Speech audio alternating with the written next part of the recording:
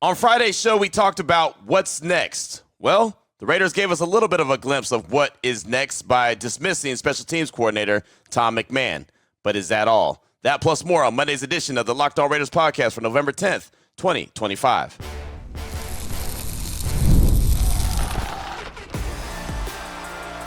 You are Locked On Raiders, your daily Las Vegas Raiders podcast. Part of the Locked On Podcast Network, your team every day. And welcome in, Raider Nation, to another edition of the Locked On Raiders podcast. Q Myers here, part of the Locked On Podcast Network, and found out on Friday that we are now the #1 sports podcast network. So nice little humble brag right there for the network, and I've been rocking with the network for quite a while now, 7+ years, and really has been an awesome adventure. So welcome in. Thanks so much for the support of the show, as you always do, whether you're checking us out wherever you find your favorite podcast or you're checking us out by way of the YouTube page. You know we appreciate both. Show grows each and every day because of your support and the great job that my man Ari does behind the scenes, making sure we look good and sound good each and every day. So we shout him out. We appreciate him. He's on Twitter at Ari Produces. You can find me as well at your boy Q254. And if you want to be a part of the show, as many of you do, got the Locked On Raider podcast voicemail line for you at 707-654-4693. As a matter of fact, when we close out the show, coming up in segment number 3, we'll hear from you. Plenty of calls, plenty of texts, even though the Raiders didn't play a game over the weekend, because a lot of folks were able to sit back and watch the games, watch the action, both Saturday and Sunday, college football and NFL action. So that'll be in segment number 3. Segment number 2, my guy Evan Cohen from Unsportsmanlike on ESPN Radio talked about the Raiders getting it wrong. What did he mean by getting it wrong? When they went into the whole process of who they were bringing in as their head coach, who they were bringing in as their quarterback. And so if they did, in fact, get it wrong, how do they make it right? We'll talk about that in segment number 2. Here is segment number 1, news and notes of the day. We'll jump into that after I tell you about the title sponsor of the show, which is FanDuel. Right now, new customers can bet just $5, and if your bet wins, you'll get $300 in bonus bets to use across the app. So Friday afternoon, we got the information that came down from Ian Rappaport of NFL Network, also Tom Pelissero, saying that the Raiders have fired special teams coordinator Tom McMahon, a significant move after a Thursday night's loss. McMahon and Coach Pete Carroll had words on the sideline. So it's funny, we talked about on the show on Friday what's next, and obviously this was before this move was made. And you could look at the special teams unit and say, you know what, it hasn't been very special this year. And you'd be 100% right. Is it the biggest issue that the Raiders have had? No. Is it the reason why the Raiders are 2-7? No. But it's a contributing factor. And so you knew at some point something was going to have to be done. There's at least 3 games that we could look at for sure and say, okay, the special teams unit had been where it should have been. The Raiders could have easily won those games. Now, I'm not saying that they would have, right? The first one was Chicago at Allegiant Stadium, and that would have been a 58-yard field goal, and no telling that Daniel Carlson would have hit that, right? We called him Cash Money Carlson, but we haven't called him that this year because he hasn't been. So there's no telling if he would have made that 58-yarder or not, but it was blocked. So that's one. Obviously, the Jacksonville Jaguars game last Sunday, right? Missed the extra point. Again, that was on Daniel Carlson, but just missed the extra point. You could say that the process and say some of the, the way that the Raiders were blocking had something to do with it. The Broncos obviously missed a field goal there. A.J. Cole had his punt blocked against Denver as well, which led to 3 points, and we know the final score was 10-7. A.J. Cole got injured against the Colts when he had a block punt as well. So it's just been a very not special unit this year. And look, there was questions about Tom McMahon when he was hired years ago, right? Josh McDaniels was the one who brought him in, and so he's been around ever since then. Matter of fact, him and Patrick Graham have been the assistant coaches that have been around the longest ever since there's been changes made to the head coaching position. But again, you knew that something was going to have to be done. This is just one domino to drop as of right now, and if the Raiders continue to lose and continue to get exposed in certain areas, then you could say that there's probably going to be some more heads that'll roll sooner rather than later. I'm not in the business of rooting for guys to lose their jobs, but I get it. And again, the special teams unit, which is something that we've always really been able to talk about in glowing fashion, whether it was A.J. Cole flipping the field, which he did for the majority of the game on Thursday against the Denver Broncos, or it's Daniel Carlson drilling some field goals. And at this stage of the game, I think that Daniel Carlson's probably in his head as well. So I don't think that the firing of Tom McMahon is going to do a whole lot for that. The Raiders could very well easily in the offseason be looking for a new field goal kicker, new place kicker, just because, again, I don't know how he works himself out of the funk that he's in right now. But Tom McMahon's no longer there. Darius Swinton II, he is going to be the guy that's tasked with taking over the special teams unit on the interim basis. Pete Carroll put out a statement on Friday, later after it was announced that Tom McMahon would not be back. And if you're trying to think, well, who's Darius Swinton? What does he bring to the table? If you remember last year, matter of fact, it was against the Denver Broncos, and Tom McMahon missed. He had a personal reason why he wasn't going to be able to be the special teams coordinator in that game. Darius Swinton took over, and that was the game that you saw A.J. Cole throw that pass on fourth down. He threw that pass to Devon Diablo, picked up a first down. Darius Swinton was the one who was in charge. He's been around for a while, so he's going to be the interim basis special teams coordinator. But again, this is just one domino to drop. This is one that you could look at and say he was really probably the scapegoat in all this situation. A lot of times you'll see like the offensive coordinator either lose his job, or you'll see the OC get stripped of his play calling, or maybe the DC, or, there's always some kind of minor moves that are happening before some major moves happen. And so that, Pete Carroll wasn't going to get fired on Friday, and didn't think that Chip Kelly was going to get fired on Friday, or Patrick Graham, especially not Patrick Graham, the way the defense went and played. But you could see them kind of make an example of special teams coordinator Tom McMahon. So he's out, Darius Swinton in, and we'll see what happens next. But that was the first what's next when it comes to the Raiders and where they are so far, 2-7 this season. I did want you to hear real quick from Jakobi Meyers. He played his first game with the Jacksonville Jaguars on Sunday. As a matter of fact, it was his birthday, so happy belated birthday to Jakobi Meyers. Scorpio season, stand up. But I thought what he said to Evan Washburn of CBS Sports before the game, he was interviewed real quickly. I thought what he said was really cool and respectful to his teammates in Las Vegas that obviously he's got a lot of love for. Check it out. Welcome to the AFC South. What's your level of comfort and command with this offense after just a few days in Jacksonville? I mean, I'm not all the way there, but I get an opportunity to go out there and run fast and hit somebody hard. So just call whatever. If I figure it out, I figure it out. If I don't, I'll play fast and go handle my business. How do you plan to impact this game in your first game? Be supportive to my teammates, block when I can, and make all the plays that come my way. So appreciate it, and happy birthday. Appreciate that. And shout out to my boys in Vegas, man. It's going to turn around. Y'all boys keep playing hard, bro. I love y'all boys, miss y'all boys, but we got to enjoy this game today, for sure. So it's not very often that you hear a player that was just traded away from a team show love to those players, right? Hey, to my boys back in Las Vegas, man, keep your heads up. You guys are going to get things turned around. And look, he's got all the love in the world for the players in the locker room, right? Regardless of how he ended up making his way out of Vegas. And from my understanding, this is just kind of rumor mill conversation. Apparently the Steelers and the Jaguars had the same offer on the table for Jakobi, and it sounds like he preferred to be in Jacksonville than he did in Pittsburgh. But again, that's just rumor mill conversation. But regardless, it's just really cool to hear a player still have respect and love for his former teammates like Jakobi. Now, the Jaguars were winning on Sunday, and then they found a way to lose the game. He had a touchdown catch, but it was called back because of penalty. But, he's got an opportunity now to do his thing there in Jacksonville the rest of the season, and maybe he'll earn that contract extension then. And if not, he'll go into free agency and get a contract somewhere. He's a really good wide receiver, and obviously he's a dude that's a hell of a leader, as you could tell by even what he was saying, what he was going to do for the Jaguars, right? The way he was going to help them since he didn't have the whole playbook together. He was going to go out there and play fast, work hard, block, be physical, right, and try to help the other teammates around him. So just nothing that I'm surprised by when it comes to Jakobi Meyers, because he's always been that dude. But I thought it was important to pass along that sound just to hear the love that he still has for his former teammates in Las Vegas. Coming up in segment number 2, if the Raiders got it wrong, how do they make it right? We'll talk about that on today's edition of the Locked On Raiders podcast. Before we get to that, though, I do want to tell you about one of the great sponsors we have here on the show, and that is Rippling.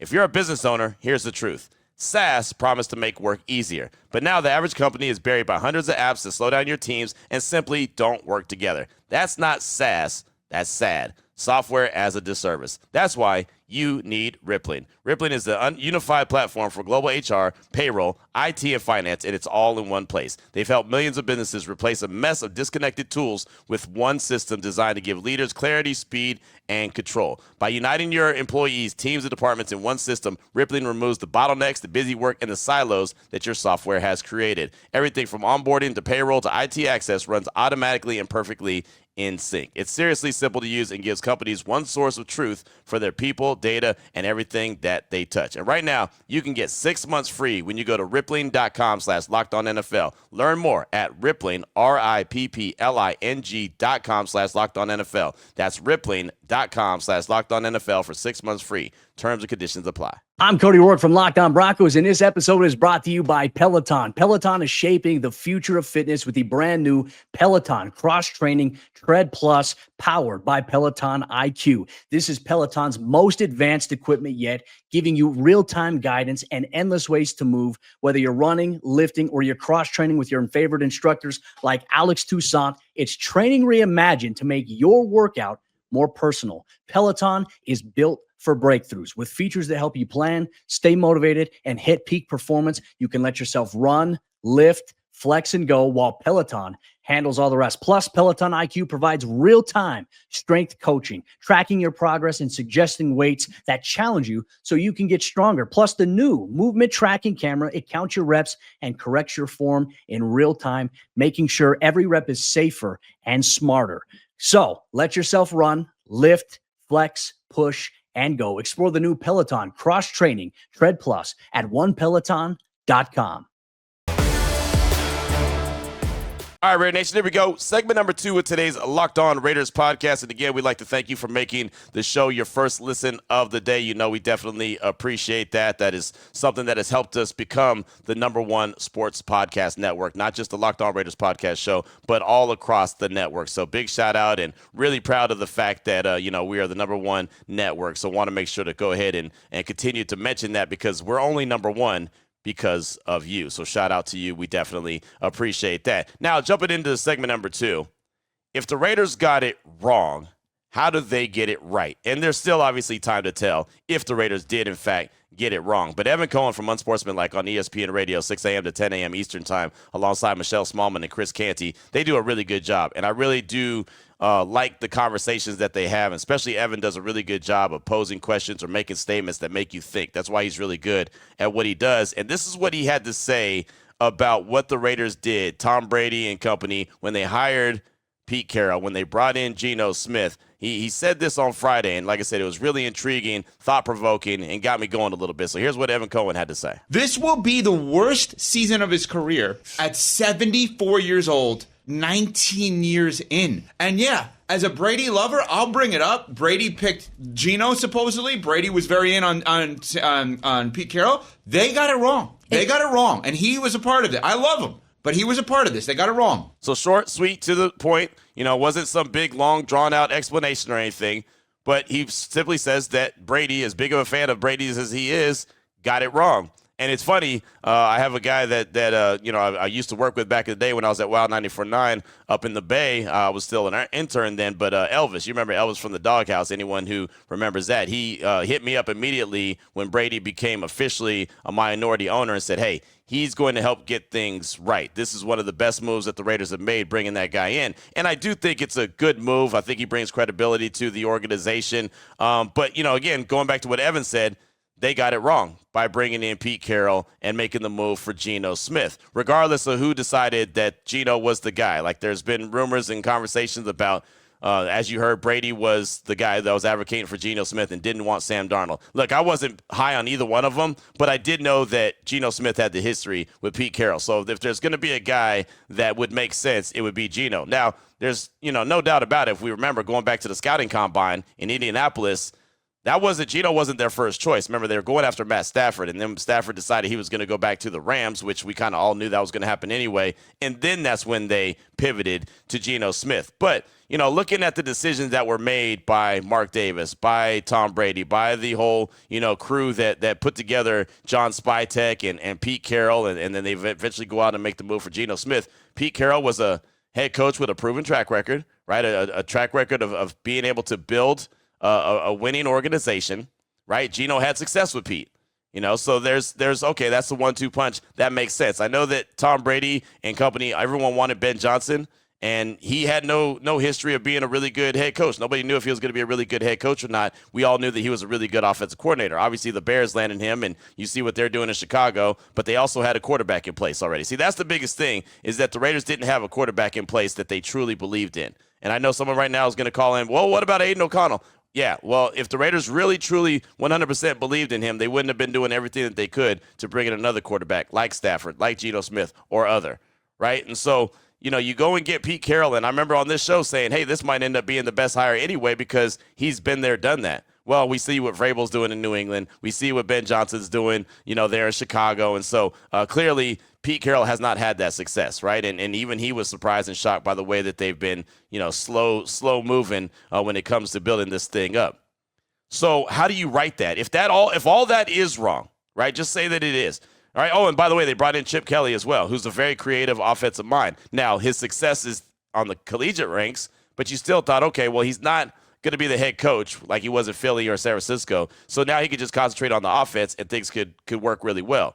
Well, that hasn't worked really well either, right? Their offense is actually worse than it was a year ago when they only averaged 18 points per game. Now they're at 14? They were at 14, and then they scored 29, so I think they got up to about 16 points a game. Either way, it's not good, right? The offense has regressed instead of progressed, right? It's just, and that's the problem. So how do you go about fixing it if, in fact, they do, all meet together and say, hey, we were wrong? I've never been an advocate of hiring and firing coaches.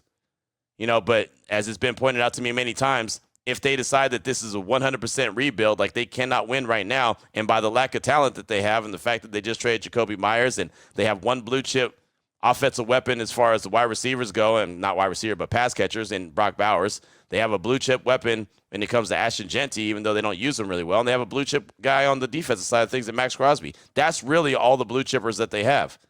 And you can say that JPJ is a blue chipper guy, but, we don't know what's going on with him as far as, one, his health. Now looks like he's going to be out for a little while, but also where he stands with his coaching staff. So even if you consider him a blue chip guy, okay, they have 4 out of a 53-man roster, right? So obviously they need more talent. So are they going to be willing to say, all right, Pete, you're out. Geno, you're out. Geno has $18.5 million of dead money if they move on from him after this year. I'm not sold on Geno Smith being that good of a quarterback, right? I felt like there was a chance that he could do well, and we just haven't seen it. Maybe he turns it around the rest of the way of the season, right? And again, that's not even me putting that interception that he had on Thursday on him. I'll put that on Ashton Genty before I put it on him. Do they decide that, yeah, this ain't it? Or do they say, hey, we're going to rock with Geno one more year? Because then what, right? I mean, this is a guy who's leading the league in interceptions right now with 12. If they move on after this year, $18.5 million dead money. If they move on after the 2026 season, 0. So you can see a path where Geno is the starting quarterback again. Do they keep Chip Kelly? Do they think that this experience is going to get better? Does it depend on the rest of the season if he starts trending in the right direction? When do they address the offensive line? Something that Pete Carroll told us going back to the scouting combine. Hey, the offensive line's not too bad. We actually like what these guys were doing last year. Well, we can clearly see through 9 games that offensive line ain't it, especially when Colton Miller's down. Now JPJ is down. Right? I mean, you've got DJ Glaze. I mean, he doesn't get talked about very often, but he's not just lighting it up at that right tackle spot. Dylan Parham, he got banged up and had to leave the game on Thursday. So there's a lot of issues along this team. So I'm trying to figure out, again, try to be in the solution-based business. If you keep Pete Carroll and don't, and resist the temptation of hiring and firing like the Raiders have been so frequently to do, how does he make this better? And how is he in position to build this thing up when he's a 74-year-old head coach that's not going to really want to build up a team, go through a complete rebuild, and then be ready to walk away when the team is ready to be good? You know what I mean? Like that's the big question. So I think that the Raiders have some real soul searching that they have to do, right? The front office, GM's John Spytek, I don't feel like he's going anywhere. He's a Brady guy. Don't feel like he's going anywhere, but they all got to make the decision. Is Pete Carroll the right guy for the job? And what, in fact, is the job? Is it winning now, or is it got to build this thing up for the future, and this is going to take a couple years? Because it feels like this is going to be a couple-year progress, or a project, I should say, before it's going to be all said and done. So they have to make a decision on what they're going to do with Pete Carroll. And, again, by no means am I advocating for them to fire him, but they've got to figure out how they get the most out of him, how he benefits the organization. And I feel like that the reality is that's where this team is right now. They have to really sit down and be truthful and honest with themselves about what direction they're going, and is this direction, is it going to be successful in the future? Because it's not successful right now. That's the obvious. So how do you maximize it? And then do you go, if you decide, all right, look, I'm going to move on from Pete Carroll. Then do you go and get a head coach that hasn't done it before? And then you're taking a chance on someone that's brand new because you think that they're a sharp offensive coordinator mind or a sharp defensive coordinator mind or whatever the case may be. Do you go that route? Do you go with the guy that's been there, done that, and then you get another retread? Nobody gets excited about retreads, right? I mean, and then those guys have been moved on from for a reason. So I think that there's a lot of questions that this Raiders organization over the next handful of weeks. They played 9 games. They've got 8 more games guaranteed. Over the next 8 games, they have to answer every question that we're asking. And not because we're asking them, but they need to be asking themselves that. So if Evan Cohen is right that the Raiders got it wrong, they've got the number one question on the board has got to be, how do we get it right? Your calls and texts will close out the show, 707-654-4693. We'll hear from you next. Before we get to that, though, I do want to tell you about the title sponsor of the show, which is FanDuel. The NBA, it is back. There's no better place to get in on the action than FanDuel, the official sports betting partner of the NBA. Even if you miss the start of the game or just want to ride the hot hand, FanDuel has live bets on everything from who will score next to fourth quarter comebacks. And you know in the NBA, there's always a fourth quarter comeback. Plus, you can even combine your live bets into a same-game parlay for a shot at a bigger payout. It keeps every game exciting, especially when your team's making that late push. And there's some really good teams, really good action to watch. I love what Wemby's doing in San Antonio right now. Obviously, I'm always going to cut for the Warriors. By the way, don't look now, but the Lakers are playing really good without LeBron James, so that's a storyline to follow. But either way, whatever your storyline that you're following, FanDuel is giving new customers $300 in bonus bets when your first $5 bet wins. So head to FanDuel.com, sign up, and play your game with FanDuel, the official sports betting partner of the NBA. Here we go, Raider Nation. Segment number 3 of today's Locked On Raiders podcast. Your calls and texts will close out the show, 707-654-4693. Start off with a call from Barry. Barry from Baltimore. He's calling to talk about other teams playing well and looking good, and it not being the Raiders, and what the Raiders need to do about that. Here's Barry from Baltimore. What up, Q? This is Barry from Baltimore. Just calling in real quick. I don't have too much Raiders stuff, but, I'm just sitting here watching some games today, and I don't know. It's just frustrating to see other teams that were kind of bad to start to get good. I'm watching Sam Darnold sling it around. Could have been a Raiders quarterback. I wasn't high on him, but, he's balling. You got the Patriots turned it around with coaching. It's just, it's frustrating because it's just, you would want that to be the Raiders, and it just hasn't been. So I don't know. Hopefully they can get it right. I just need some good things to happen. It's just challenging. It's frustrating to watch teams get better and better, and it seems like the Raiders are getting worse and worse. I'm not a huge fan of people losing their jobs, and I'm like I would love continuity, but I just think that, now, it depends on how the rest of the year turns out. I'm not saying right now, but the Raiders should seriously think about possibly moving on from Pete Carroll. And the reason why is I'm not saying it, I'm not coming at him as a disrespect, but just the age factor, because say they do finally get together in probably a couple years, he's going to be on his way out regardless. And then you're going to start over again. And then you're worried about continuity on that. So I don't know, man. Just sitting here watching the games, seeing these teams that, are normally bad get better. And a lot of it has to do with coaching. And it seems like the Raiders are getting worse. So I just don't get it. I know they're trying to find it and answer it, man, but that is really frustrating. To see other teams that, even like the ones that are picked in front of the Raiders this year in the draft are close. They're getting better. Chicago looking good. I wanted Ben Johnson, and I think it would have been a huge get. Raiders do move on from Pete Carroll. I prefer an offensive-minded coach, pair him up with a rookie quarterback, and just go from there. Then I would be fine with continuity. I'd give him chances. So, I don't know. Just my thoughts, man. Anyways, though, it's always Raiders no matter what. So, I'm out. Later. Barry, thanks so much for the call. Appreciate you. And, yeah, it's frustrating to see teams get better, right, and the Raiders not get better. And the Raiders make so many changes. And that's why really what I was talking about in segment number 2, talking about how do they correct their wrong if, in fact, the direction that they're going with Pete Carroll, with Chip Kelly, with Geno Smith is, in fact, wrong. How do they fix it? Because there are teams that are having success. You look at all the success the Patriots are having. They're leading the NFC or the AFC East, I should say. They're leading that division right now, right? Chicago, right? They're having success. There's other teams that are having success and have new coaches in place. And I know Vrabel has been there, done that before, and is a really good coach. But, I mean, just to have that quick success. But the big key is that all these teams that are having success, they all have their quarterback. The Raiders do not, right? Drake May's in New England. Chicago's got Caleb Williams. We saw what Jaden Daniels did in D.C. the year before, last year, his rookie year, right? All these teams, Bo Nix and the Broncos, getting them to the playoffs and where they're at right now. They're leading the AFC West, right? All these teams have their quarterback. Right, even Michael Penix in Atlanta, I think they're feeling pretty good about him right now, even though he's kind of hot and cold. Right, J.J. McCarthy, you see that they're trusting him in Minnesota, even though he's been hot and cold and banged up and injured. The Raiders don't have that quarterback, and the question is, when are they going to be able to get him? And are they going to be able to get him this year? It's not a guarantee, right? And I have no idea what they're looking for, and I have no idea what's the best fit for what they're trying to do, because I don't think any of us have a real true idea of what they want to do offensively and what they need from that quarterback position.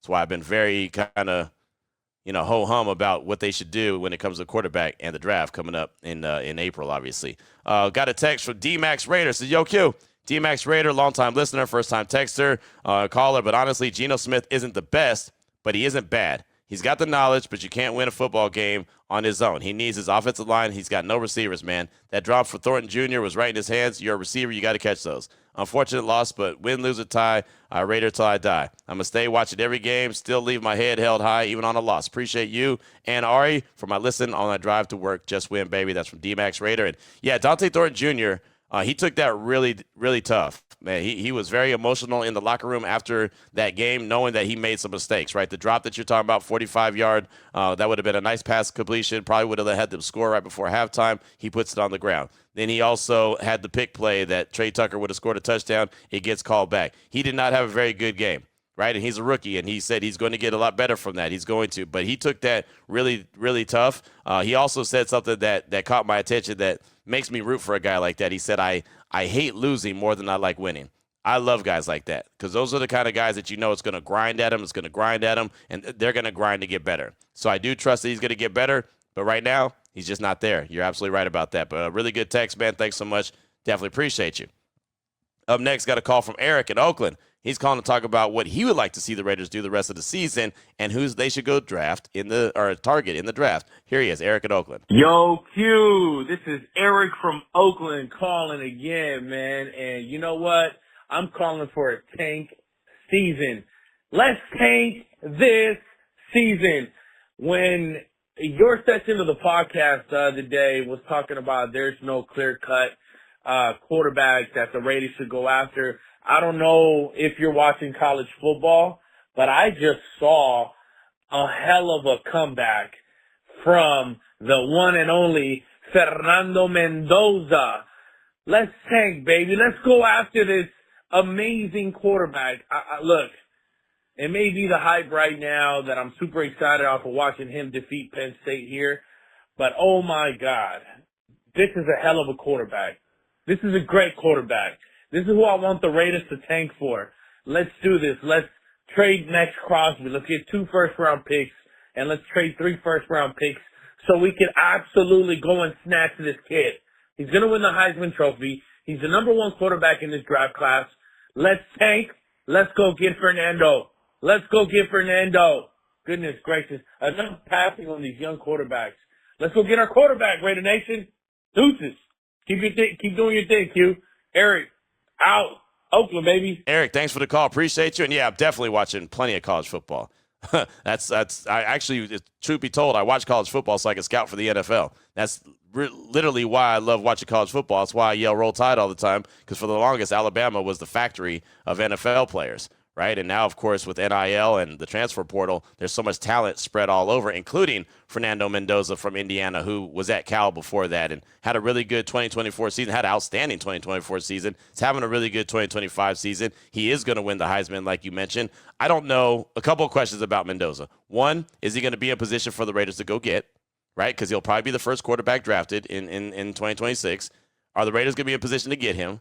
Are they going to have to go trade up to go get him? Will they be willing to go do that? And is he what they need to fit into what they do, right? Whatever their offensive identity, like tell me what the offensive identity of this team is going to be, and then we can start to talk about what quarterback fits what they're doing.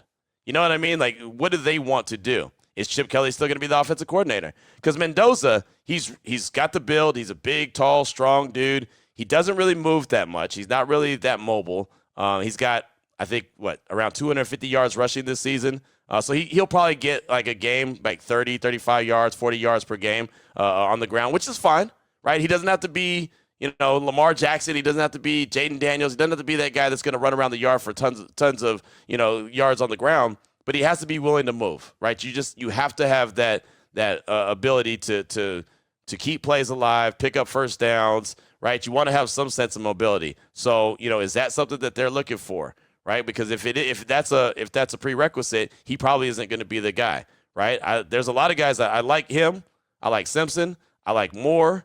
I like Sellers, but Sellers is kind of struggling, and his stock has dropped a little bit. Moore doesn't have a very good relationship with Chip Kelly going back to their days at UCLA, right? But I like Dante Moore a lot. I think that he can, do some things. If you saw that Oregon-Iowa game over the weekend, you'll know what I mean. I mean, the dude's a hell of a player, and that was an ugly game just because of the weather and the elements. So it wasn't really a game where he can show off his arm, but there was a couple passes he made in that game that was just incredible. And you see the arm talent that he has and what he could do.